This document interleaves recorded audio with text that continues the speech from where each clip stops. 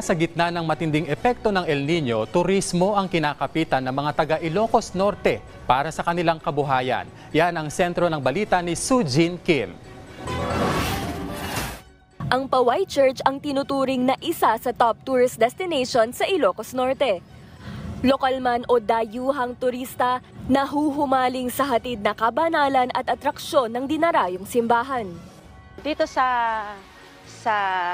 Paway Church, walang pumupuntang turista dito sa Ilocos Norte na hindi dadaan sa Paway Church kasi this church is a UNESCO Heritage Church and napaka-bless namin dito sa Paway. At sa gitna ng nakakapasong panahon, ang yaman ng probinsya sa larangan ng turismo ang siyang kinakapitan nila para hindi tuluyang masalanta. Actually, lahat naman yata tayo naka-experience ito and may mga ginagawa din ng through the help of the provincial government of Ilocos Norte, ang ating butihing gobernador, Macho Marcos Manotoc.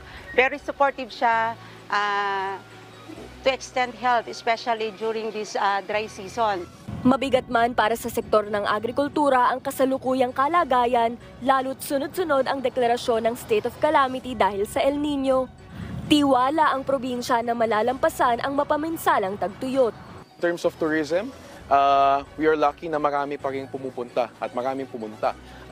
Like in Holy Week, ito ay pinakamalakas since 2019. This is before the pandemic and obviously before the pandemic, mas malakas ito.